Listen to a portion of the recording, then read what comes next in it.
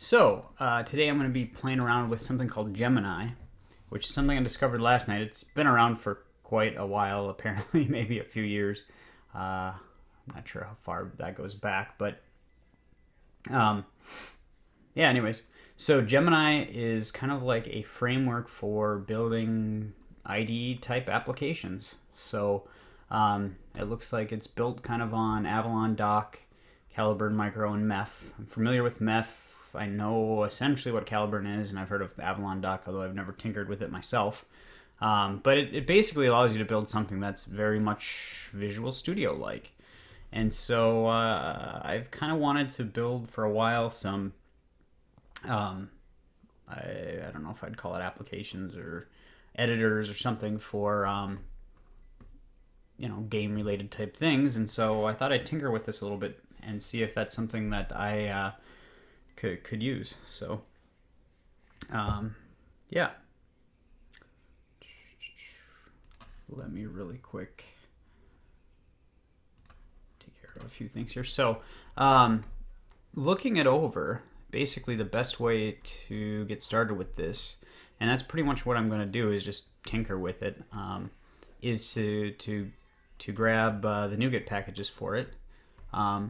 I looked at it a little bit last night, and I think there's a better place to actually view this documentation.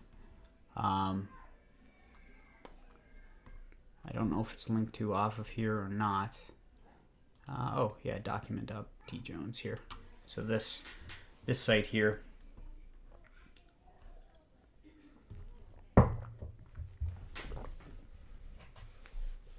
And so this is kind of what I'm going to be going off of. Let me just get some stuff taken care of here. Actually, you know what? I'm going to launch Visual Studio, and we'll just play with it kind of raw. And so we're going, although you can't see. There we go. All right, we'll just start a new project. Why not? We'll go up to repos level. Select actually source level, since this is just kind of a one-off. Gemini sandbox. Cool. Oh, did I even create the right thing? I didn't even look. Yeah. Okay. So I've got a WPF window here. That's obviously what I needed. Is to build off a WPF app. Now, the first thing we'll have to do here is add some Nougat packages.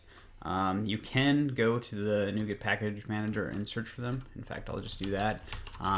Feel free to actually go and look up the things. The first one you need here, it looks like, is this Gemini WPF. And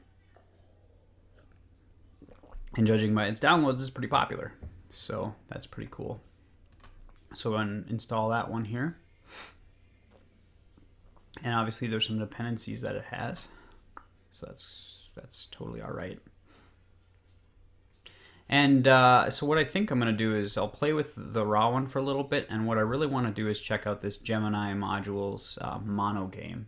Since what I am hoping to build would be kind of like a mono game editor or something like that. Probably using my Cold Steel editor. So... or my Cold Steel framework. Wow, I'm a little off today. I had a total brain fart earlier today. Not a brain fart, but something embarrassing. So I got this email, and the subject was QQ, which if you're in gaming circles, QQ generally means the crying, kind of like crybaby or quit. It's something that kind of emerged out of Warcraft 2. Well, I totally took it as that, and in context of the email, it sounded like that's what it was saying, was that, oh, there was a crybaby.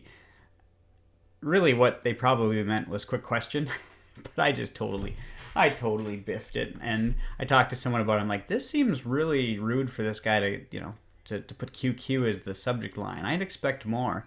And and it's like, well, have you thought about it being something different? Yeah, I Googled around because that's the first thing I thought, and you search for QQ meaning of, and and you don't get anything but the crybaby kind of thing. And he's like, well, what about quick question? And sure enough, that's probably what he meant. So it's just kind of be careful because some people can take things wrong, I guess. Anyways, so it looks like that's installed. And now, if you read through the documentation, the getting started kind of documentation here, the first thing you've got to do is just dump the main window, as you won't need it. So that's what we're going to do. We'll just delete that sucker out of there. And then we're going to be editing this application resources in here. And so you obviously need to tell it that that main window doesn't exist anymore. We'll dump that. And, you know, I don't know. Does anybody have any... I need to figure out a best way to do this from a... with a 4K monitor, because I have a 4K monitor, so I'm trying to get 1080p here just in this corner, and it's kind of sucks to trying to put windows together like this. But anyways, so we need to add the namespace for Gemini here, and within applications resources we'll plop this in. So it's just loading its bootstrapper. This seems all pretty well and good. Now, supposedly that's all you need to do. And now we hit F5 and go. Now, one of the things I noticed with this a little bit tinkering yesterday is there's quite a bit of a time that it takes to actually load the thing. I'm guessing that's probably meth composing itself, which is taking that long. I haven't looked into the source. I'm not sure why, but I tried running without debug, I think, and still same thing. 1, 2, it's a couple seconds for it to launch, which is pretty slow for a Windows desktop application. So that kind of stinks, but I'm sure there's a reason or a way to handle it here. So you get this nice beautiful kind of modern window here. Obviously, you don't have the ugly chrome around the edges. Seems to function the way you'd expect it to. They give you some files menuing right off the bat. Some themes. Boom. So you get dark and blue, just like you would in Visual Studio, which is really cool. I really like this framework. There's some other stuff that I think is built in. Maybe no, you have to add that as a like I think yesterday I played around with it a little bit. If you add the code editing module that he's created, you can actually just go in here and click new, and then you'll see a list of different languages and stuff you can start editing code for, which is pretty cool. Anyways, yeah. So now if we look back at the documentation here, which I hope I didn't delete, there's some built-in modules that that you get. The main window, which is where you can set like the title, the icon, that kind of stuff. The shell, which I can't exactly remember what that does. Probably integration with the OS and stuff like that. Main menu, which is this here. Status bar, which would show up down here if we pulled it in. Toolbars, which I assume are kind of like in Visual Studio up here. These toolbars, I haven't played with that at all yet. Toolbox, which is very similar to in Visual Studio, your toolbox over here. Undo, redo, which I suppose is just a commanding interface. I'm not too sure. And then you have these optional ones you can pull in. Like I said, mono game, which isn't actually listed here, is one that I would want to grab. But let's just go ahead and build a first module just to kind of figure out how to do kind of a hello world. So all I'm going to do to start here is just put a title bar down, or a status bar down here, and just put hello world in it, because that seems like it'd be pretty darn easy to accomplish. So now the first thing we need to do, okay, so here's the status bar module. You can see that this is kind of the code that you need to actually put hello world down there, right here, sorry. Yeah, but to get started, we actually have to build something called a module, which is here. You have to inherit module base, and if you're not familiar with these annotations here, export, this is MEF. It's basically Microsoft's plugin framework. It's almost a light IOC container, so dependency injection container, whatever. Yeah, so let's go ahead and just get started and build that quick. We'll just create a hello world module. Yeah, why not? Okay, so like I said, you need to inherit module base. And then, now, when you do this, if you happen to be following along for some reason, you're not going to get this export right off the bat. In fact, if you try to pull that in, it'll yell at you. And what you need to do to include that is add composition system component model composition, and that's basically where MEF lives, is in this system component model composition DLL or namespace or whatever you'd call this assembly. So once you add that, then you have access to the composition namespace, and you can pull in export.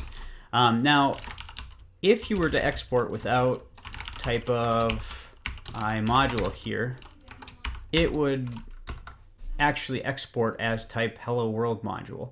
And what MEF, or what the framework he's built is probably doing, is looking for or pulling in all these iModules, and it goes through and it does its initialization and all that kind of stuff off of that. So module base implements iModule, so that's the interface they're working through.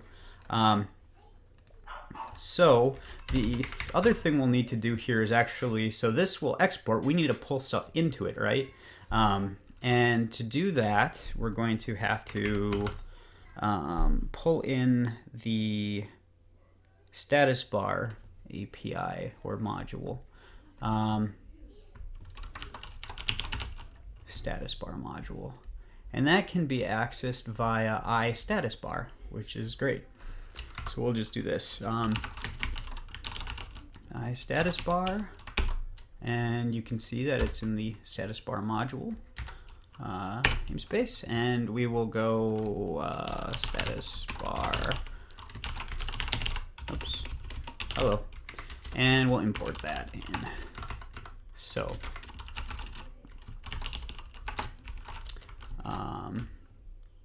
no, we don't want to put it there. Probably override like an initialize. Yeah, we've got an initialize here. And what we're going to do is, by this time we should have the status bar.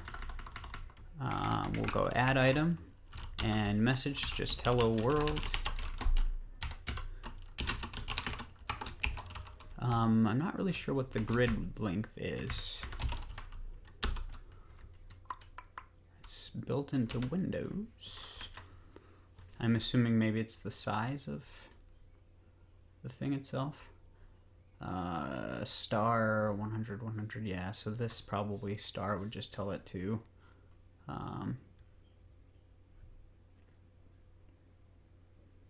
yeah, new grid, yeah.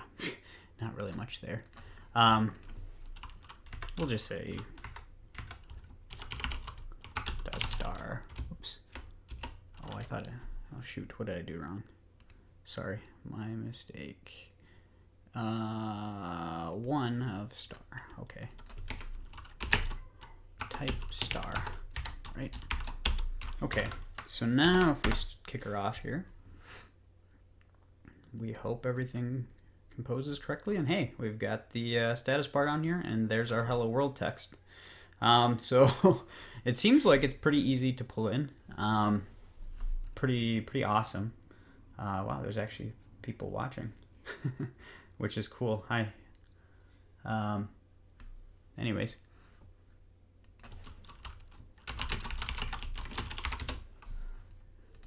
Okay, so next thing I want to do is probably just play with this default title and change that to, you know, something else as well. So let's go ahead and just import, and I think it was main window, which will give us access to that. Looks like it. it's a service, not a module, apparently. And then, oops, main menu, no, main window dot title equals,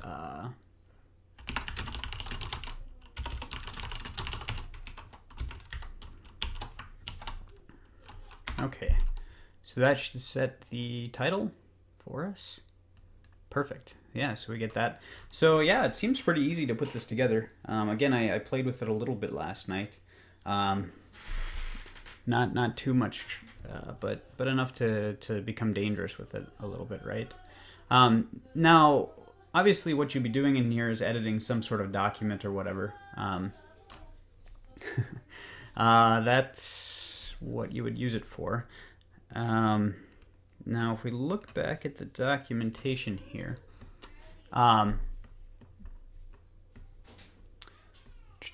documents, this is what we want to do. So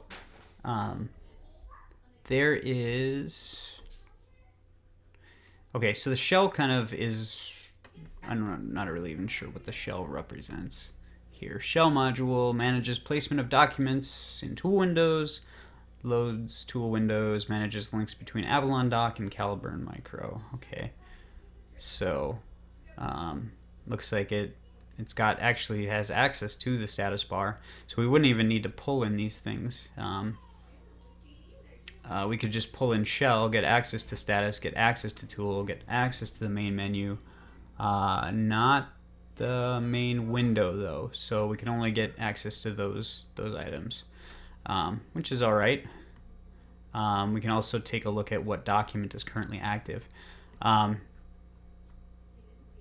All right, so let's go ahead and build something like this out. Now, documents in this model basically represent a view model, if I'm not mistaken. Documents. So those are kind of displayed like this is a document, but behind it there's a view model. So you see here, scene view model document, and you get all this in here. I assume that display name is what you get up here. For instance, the Hello World module right here, that's the display name, and then everything else is whatever you want. And then what you have to do, as you can see here, is you create a scene view, which was just a WPF user control or whatever. And what it'll do is it'll do convention-based lookup. So based on scene view model, if you load a scene view model in as a document, it'll say, okay, this is its type, you need to find the scene view, and it'll load it in and marry the two up. So let's go ahead and just kind of do that. Now, I've noticed from looking at some of his code out there, what he tends to do is creates like a modules folder and then puts each one in subfolders within that. So let's just say we wanted to make like a, I don't know, a login module or something like that. So let's go like that. And then to register things, he, I think, sometimes creates just a module, but that's really a service here. So let's just kind of follow some convention here for,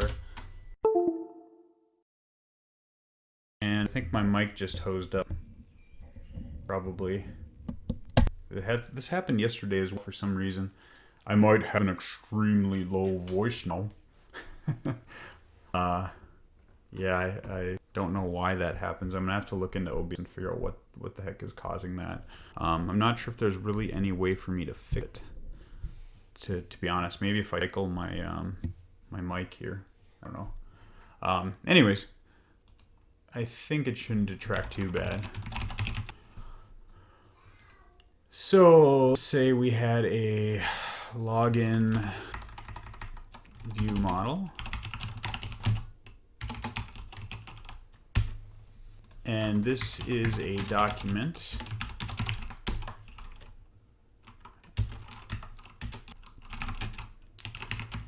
And we have like a username. Now passwords, if you've ever tried to do passwords in WPF, they're annoying, but you can't actually bind them. You have to do this like secure string getting. It's pretty ridiculously terrible. Terribly annoying it is. I don't know if they've found a way to do it, but let's say let's just, because we're just learning anyways, we'll just have like a passcode. I'm not going to put in the iNotify change bindings or anything yet. We'll just say we have a default in there, you know, like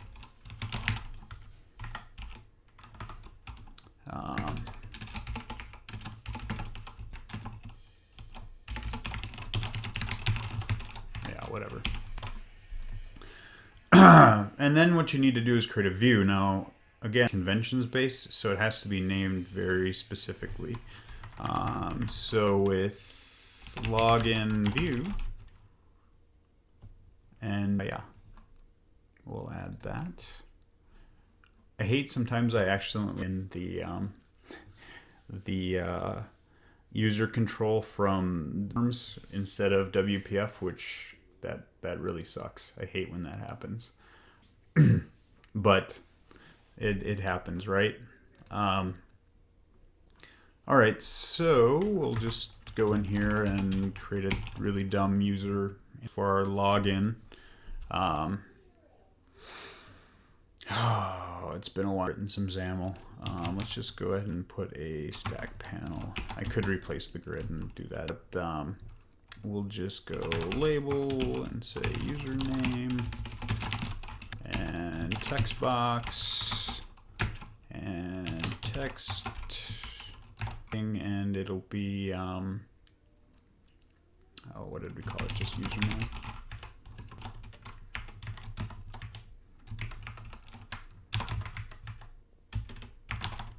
And you know, I don't know if anybody else does this, but I rarely ever actually use the designer up here. It's almost always XAML. I don't really use that much. I'll look at it for layout, but I think I called this passcode because I'm not going to use the password type. Whatever. Okay. So we have a really dumb little thing here, and let's just in there.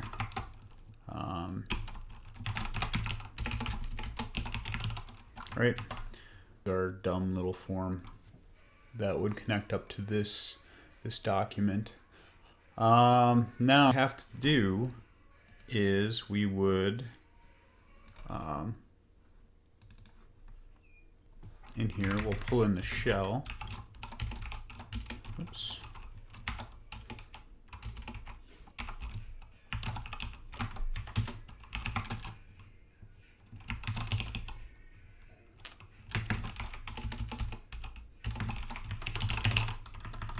And we'll go shell dot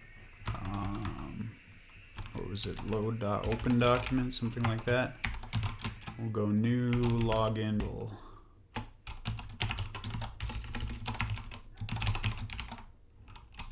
And of course it's all stuff. So, and this, I don't even know why I built up this structure for playing with. I'm gonna have to look at exactly how he does that. You know, I wonder if my I bet my mic is all out. I bet it bothers me. Anyways, now if I've done this correctly, we should see our form. Hey, there we go. And the bindings as we expected. So as you can see, you get this nice drag out, what you'd expect from kind of the Avalon, you know, Visual Studio type thing. I don't put any commanding in for our login button or anything like that. But this is pretty neat. Now, I'm not sure what this is. I think these are just debugging tools. I mean, because yeah, I mean, you can kind of go through the visual tree here, and yeah, I don't know exactly what the deal is. But it looks like there's some kind of rich tooling combined with it. And again, I'm not really sure. Oh, so it adds whatever this is to it. Maybe that's new in Visual Studio 2015. I haven't in a little while, so But that's pretty cool though. So that's kind of what a document looks like. Now replace, so you can see the name is up here, and that's really really quite ugly. Let's go ahead and fix that quick. So this, we'd go override, and it was display name. And so we'll just say this is login, and this really doesn't do anything for us anyways because we don't care at this point. I'll just clean that up a little bit. Anyways, so now if we run it, we should just see the login form after it takes forever to load. Yep, so that sets that up there. So that's pretty neat. Yeah.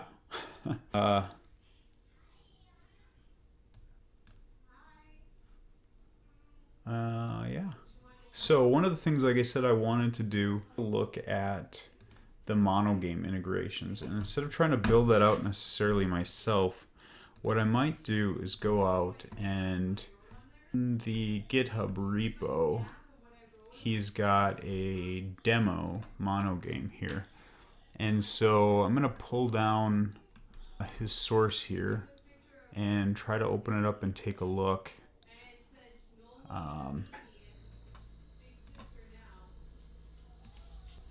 Oh, you know what? I probably am not going to be able to clone this down without forking it, I suppose.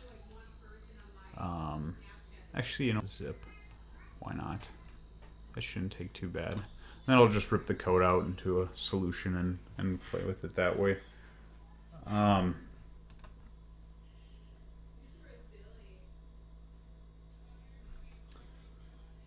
there we go. Oh, I'll extract this out here. Pull it up when I get a second.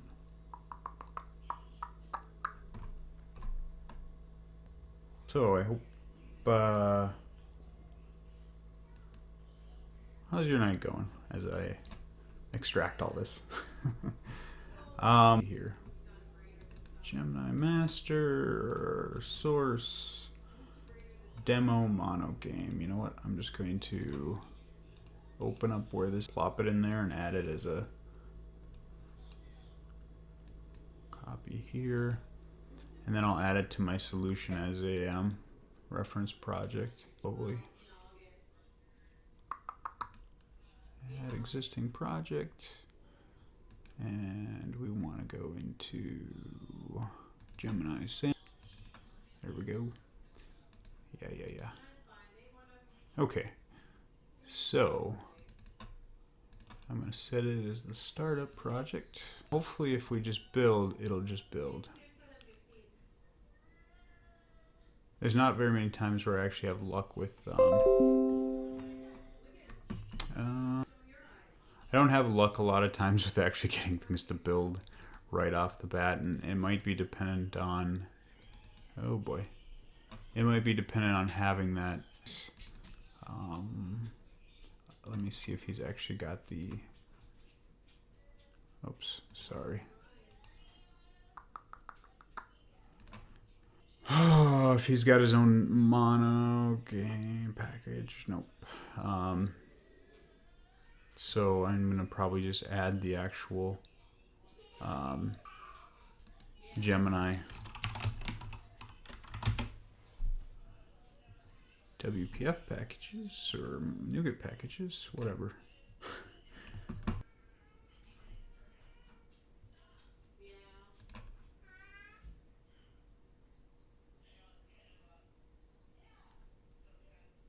Yeah, I know.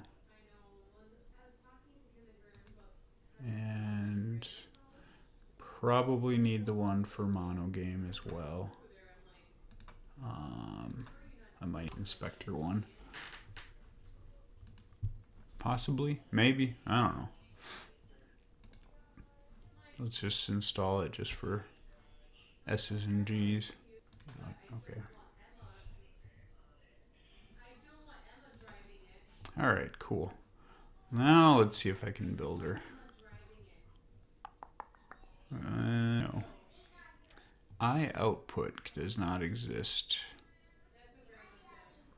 Gemini modules output. Looks like I need that as well.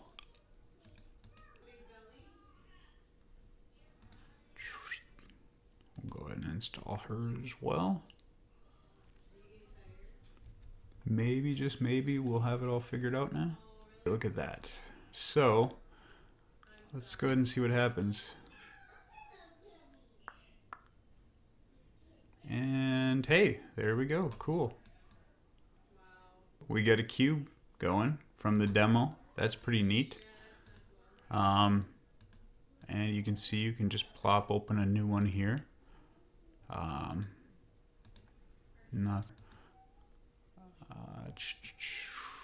View output. Oh, that's kind of ugly. It's all dark string in there. Not sure that was intentional, but you can some stuff away there.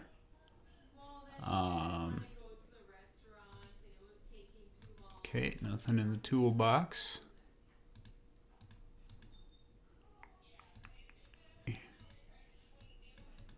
I'm assuming that's if we actually do some sort of editing to it, which I don't think you can actually do.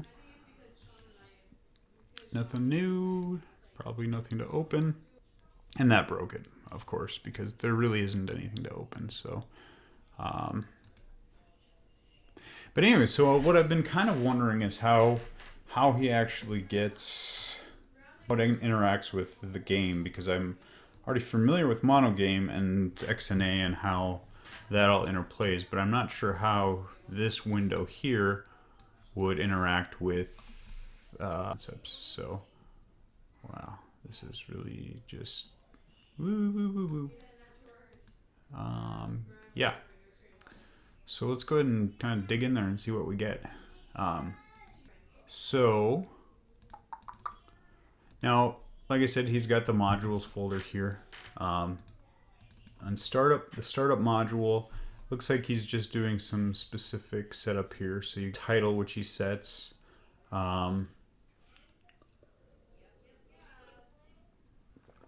He's creating a custom menu and exporting that. Just a couple ones. So it creates the demos. Menu item group definition, menu group. I suppose that's maybe like a right-click type thing. That's doing that right there. You notice it's not actually showing the oh, if you hit Alt, you see the underscore M. So that underscore says use that. Not sure what the other one's doing. This menu group definition. I'd have to look at that further, but yeah. So it'd be a pretty good idea for an application to have this kind of startup thing. Export stuff for menus and do your initializations like I was doing in the sandbox down here, where you set this up, you know, maybe you set up some static text or something in the status bar, whatever. That all seems good there. Okay. And after that, he's got the scene viewer, which tool, which I'm not sure where he's using that. Default document, yield return. Ooh, there's our nice little yield return. That's pretty cool. So is a, okay, so this is like a generator type thing. So whenever you, I'm assuming that like whenever you right click and say create a new thing, it just yield returns another one. And because it's just kind of in an infinite list, whatever. Post initialize, setting up the first one. Yeah, you know, I wonder where this inspector, where that comes into play.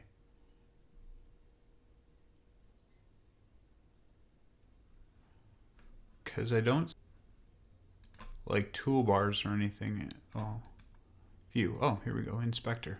Nice. And then, okay, there we go.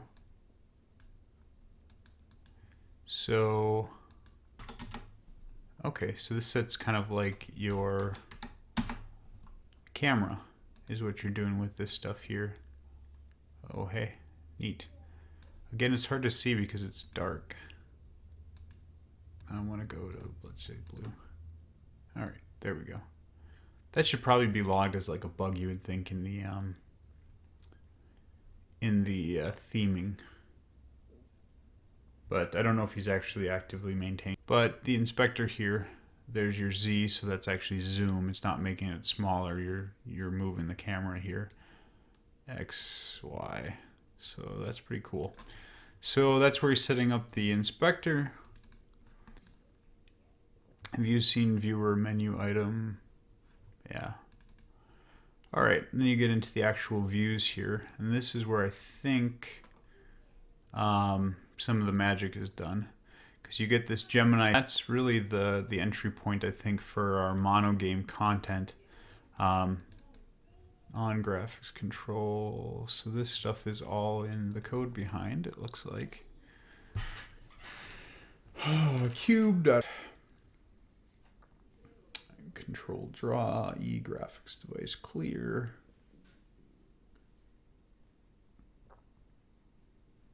So this stuff is actually not happening in the expect it to. I don't know where the cube is. Cube primitive, which is down here in his primitives. And of course, there's no geometric primitive. So, getting the graphics device through 3D stuff on it, and draw.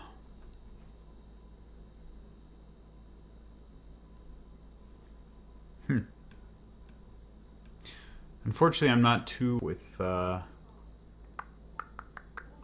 monogame, so but it doesn't seem like this follows the same game loop type thing. So you're literally just drawing stuff. Actually, you're not actually creating a game per se. Now, I know that you can actually just, launch a new window with your game in it. So I could imagine that if I'm building it, what I would have is, just like he did, is I would have a scene like this, which would represent a stage probably in Cold Steel. And I would drag some 2D sprites and things in here. I'd probably have some layers or whatnot. And a toolbar, I'd have some sort of play button. And play would actually then have to compile the code, compile the content, whatever, launch the game, and in a separate window, we do that. Because you just have to, just like you would in a regular just monogame game, you would just say launch a game, and it knows what to do. It generates the main window and everything. So, and then when you're done, you edit your content more, press play, go, just like Unity does kind of in their editor, which this makes me pretty excited about using Gemini for that kind of a thing. Because it has a very nice similar feel to Visual Studio, which I want. This kind of monogame stuff included. Let's take a look at what they actually have in the document here. Creation policy non-shared. So that's probably just saying this isn't a singleton. Type of scene view model. Good. I don't know why that would be needed, but it should just default to its regular type here. Position, I'm not sure where that's getting bound in at, or if it is. Obviously the display name, on view loaded, scene view.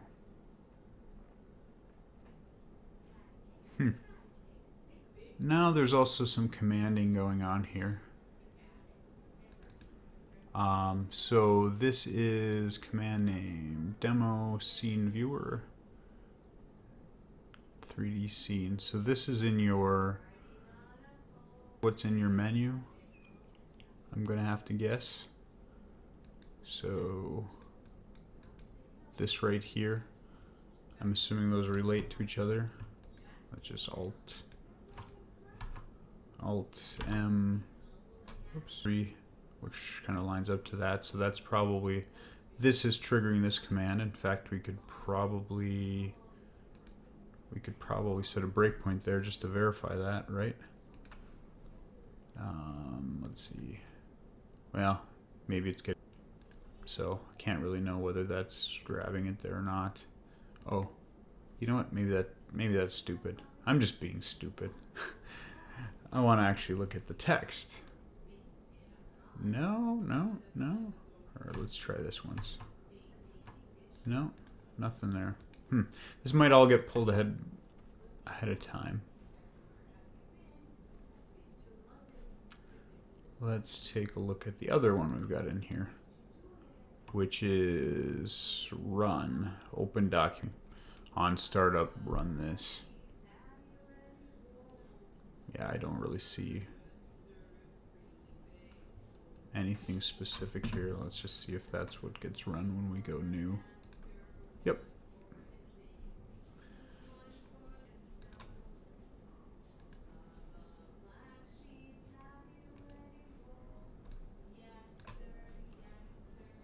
So that answers my question as to what's kind of capable with this. I wonder if I could get it to the point where I could draw a, by including the mono game content loading and all that. Now, I don't know if he's actually doing content loading as you would in mono game here. It looks like he's actually drawing this all by hand. So he's never really invoking the content pipeline at any point, as far as I can tell. Now that shouldn't deal, because we've got the graphics device. Maybe it's a big deal. I don't know. I'm gonna have to look and see. Now he's also got an XNA related one out there. And I don't know if it's just the same cube, something different.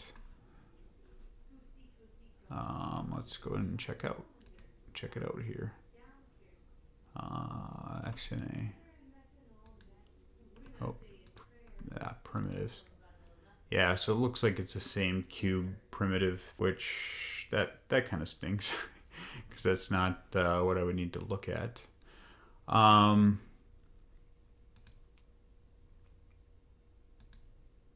Yeah.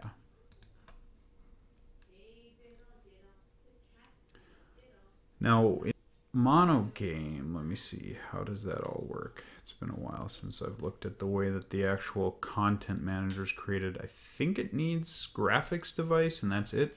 Because what you're doing with a content manager is you're loading sprites and textures, basically. You're loading textures into the graphics card, so that you can do extremely fast rendering with it. And with Cold Steel, which if I can find the stupid thing for, I'll open up here. Every stage gets content manager to load. Now what I've meant to do is have it so that there's like a global one, so that if you want to load content that's used throughout the game, you load it into that. If you want ones for particular stages, those get loaded and unloaded as you load the stage. Not built in yet. It's not like it'd be very difficult. Let me see if I think that I actually get the content manager from a mono game graphics service. New factory is what I called it. I was trying to split that out a little bit, but so create content manager. You get the service provider, which, to be honest, I'm not even sure I know what that is, but I just grab it from the default one, and the root directories. The real question is, could I get this service provider in some way, shape, or form to use in the mono game instance in here? So once I get that, then I can load up problem. Now it could be that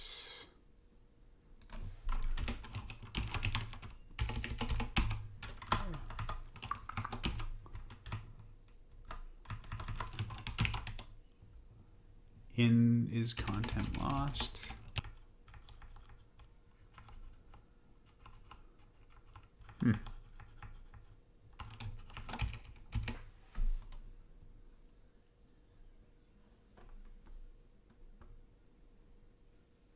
Graphics control.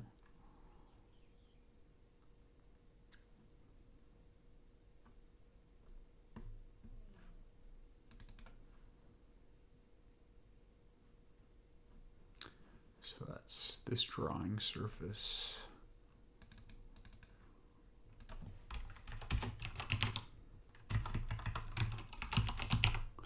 Content.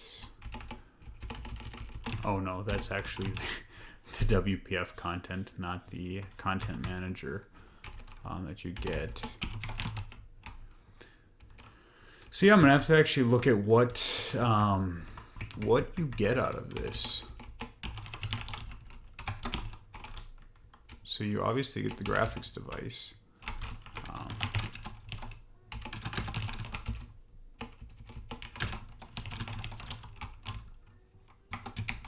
Or you can just create a game.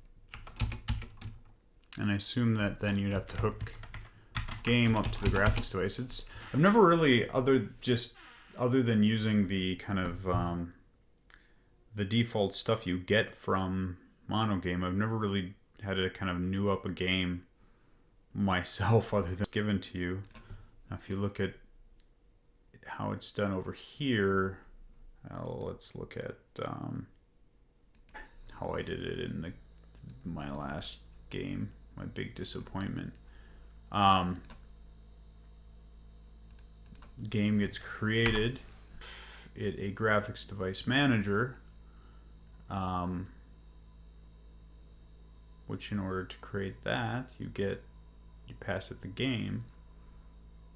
So what is graphics device in here? If it's a graphics device manager, maybe it news up the game. Oops, not in Cold Steel, in this here.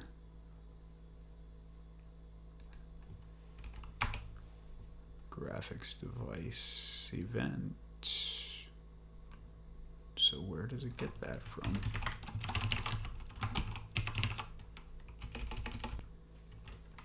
I suppose it doesn't probably have game on it. No. Yeah, so I'm gonna have to research a little more on how this is actually all laid out. Because drawing service has graphics device. But yeah, there's really raw event on it. Oh, you do get load content, so I suppose you can just go into those ones and then it's not like I need the update loop actually in it. That it's yeah. So I'm gonna have to tinker with that a little more, probably offline a little bit and see what I get. What I would like to do is be able to tie what I've been playing with here and create an editor for Cold Steel. And one thing I'm doing is I want to kind of make it so that I can have a editor that's a complete game making kit. Now, if you look at something like Unity or Construct and those things, yeah, you get you don't get for instance, wouldn't it be cool if you could integrate SFXR in here or BFXR, whichever it's called, so you can generate sound effects, which would be great for just kind of rapid prototyping. I wouldn't have to go, for instance, go to BFXR, go ahead and generate a sound, which you maybe can hear, I can't. Download them, and then what I have to do is go into my game, add them to the content pipeline, build and get it, and it all comes out in the end. It'd be nice if I could just say, hey, I need a laser. I keep you know, trying the laser button play. Okay, it generates one I like. I go, instead of export to wave, I just say include in project, something like that. I give it a name and it's there. It gets added to the thing. When Content Pipeline builds it, it gets imported into my stuff. I can look at it. I can, well, for a sound, I can't exactly pull it in here. Maybe I can. It'd be an audio playing component, anyways. So that'd be pretty cool. Then move on to something where you can, like a sequencer or something like this. Just as a basic, and I'm not sure, I'm really terrible at music, so I don't know what I would do, but even just simple piano, just generate some wave music procedurally or whatever. Do that, then add functionality for something like paint.net, since that's .net, and I think it's open source. You know, maybe I could pull that in. Free to use, but not necessarily limited to personal, academic, commercial. So it looks like it's a license. Pay.pdnl. What is the actual license? Creative Commons. I don't know. GNU. It's the GNU one. I don't know. I'd have to look at it, but basically get something like paint.net in there and incorporate basic editing capabilities. Maybe try to focus something more like an Sprite clone, not perfectly clone, but try to get this kind of functionality in there, or Inkscape, something like that. So you have basically all the content creating stuff, as well as the engine, as well as like I said, you can actually add in code editing capabilities right in here, and he's already built those modules. So I would just have to figure out how to use them. Just to kind of give you what that looks like. Let's go ahead and add in code editor. We'll drop this over and set this as our startup. Now when I do that, it imports the module for me. And again, I'm not sure on how this would all play out, but you can see C# file. Here I could go and create, you know, and now it's not great editing.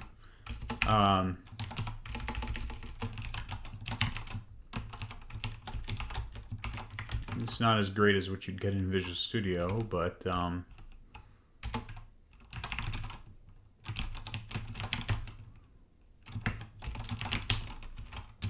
something like that, and you know, override, whatever. So in here you'd have the editing capabilities. Basically, you could view it, edit it, kind of thing, but you could also maybe have something where you could open the entire project up in Visual Studio, just like you kind of do with Unity, where you open up that editing there, or some other editor, or whatever. So this is all kind of pie in the sky. What I want to do is create a complete thing, so that when I come in here, I'm not context switching between different applications. I literally just open up one application. Everything feeds into my content pipeline. I probably have to actually add in, oh, this is kind of buggy too, where if you don't save this, you can't exit. So you have to actually kill this here. But what I was saying is you'd also have to add in the features of the content pipeline tool, because right now I have to go out here and click on content, and then this comes up, and then I have to add stuff in here, and I usually add it into my actual project over here as well. And then this has to build separately, although it will build as part of building this here. It'd be nice if the tree view over here was in kind of an match this tree view over here, and neither of them, and they weren't separate, and they were all in kind of one unified tool.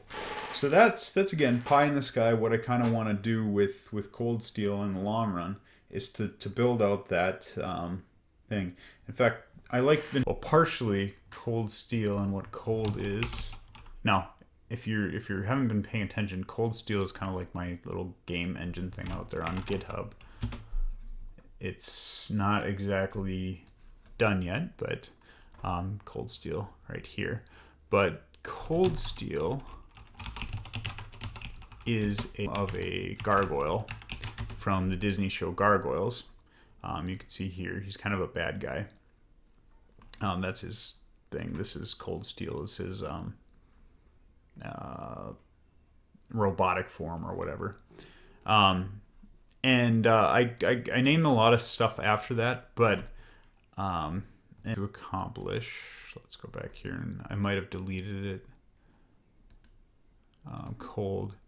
What I'd like to do is, and this was a JavaScript thing, I never really got too far on this, but Cold kind of stood for the complete Ludum Dare kit. So I wanted to be able to, at the time in the browser, just bring it up and do an entire game right there, including generating the content. So again, it's like one tool to rule them all. Now, the problem is with doing one tool to rule them all is that it probably will get to be the point where every single tool does some, it does it just kind of okay, but it doesn't do it well enough. What am I? It's basically it's kind of a jack of all trades things. You're good at a lot of little things, but you're not really great at any of them, which is fine, because I think the idea would be is that just like in Visual Studio, if you wanted to, I know on like images and stuff you could write, and I don't actually have any images in here. Let me grab this one. You can say, right click. I think there's a open with. Yeah, open with. And then you could select something. So this would be that way, is maybe you could make it so that, okay, by default I can get some little in this tool, and then when I really need the power of something else, not just little tweaks or not just procedural content generation, I would say open with something else, and that would export it to that thing. I could do more manipulation there. So I could imagine like this stuff, I would say, okay, I want to open with Audacity, and open it up. It would give me Audacity, and I can plug all of those guys in, do my editing, write to it, close it off, and commit it and stuff. So that's kind of like my dream of what I would have for an editor. Is it'd be the centralized place for developing the game, generating some content, maybe minor modifications, fan out into the other applications that are perfectly good at it when I need that kind of precision or additional filters or whatever. So again, the focus would be more rapid prototyping instead of your final end game kind of a thing. So so that's again what I would envision, what I could build Gemini into. But obviously that's very ambitious, from having a hello world and a status bar and a login page that doesn't really work, and looking at his demo. So, but hey, you got to start somewhere, right? Tinker with this some more kind of offline, and maybe once I get something actually up and functioning related to my actual game engine, I'll show that off. But I think I'm probably going to sign off here. I'll be putting my daughter down to sleep here in probably about 10 minutes or so. So like this live stream, if you want me to tinker with something specific, or would like me to do, I don't know, a tutorial or something, please subscribe, like the channel, like the stream, whatever.